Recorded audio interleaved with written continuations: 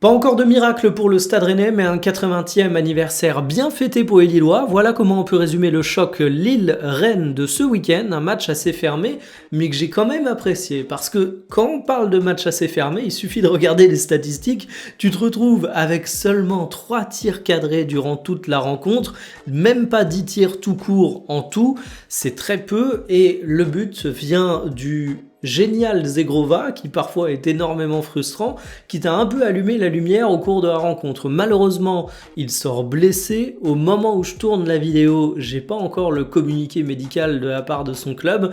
On va espérer que c'est pas trop grave parce qu'il y a déjà beaucoup de blessés du côté de Lille et que Zegrova, c'est un joueur que tu as envie de voir disputer tous les matchs tellement il peut être fabuleux. Sur les compositions, les voici. Sur les hommes que je vais retenir, Zegrova, je l'ai dit, car il était pas mal seul de son côté, André penché à gauche, David aussi, Cabella aussi.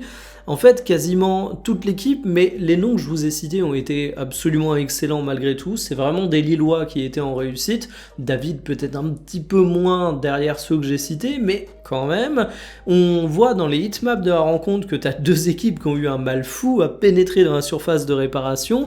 Et d'ailleurs, Lille était en maîtrise, mais c'est le mot, maîtrise, il n'y avait pas de folie. Alors en face, qu'est-ce que ça a donné pour la première de Sampaoli ? Ça a donné beaucoup de frustration avec un Kalimundo, mais également un Gouiri qui ont eu très peu d'impact sur le match. Tu as eu Blas sur le banc, ce qui était une petite surprise, mais qui n'a pas fait une rentrée flamboyante, et tu te rends compte que du côté du Stade Rennais, Sampaoli, il va pas tout transformer en 2 jours et qu'il va falloir beaucoup de travail.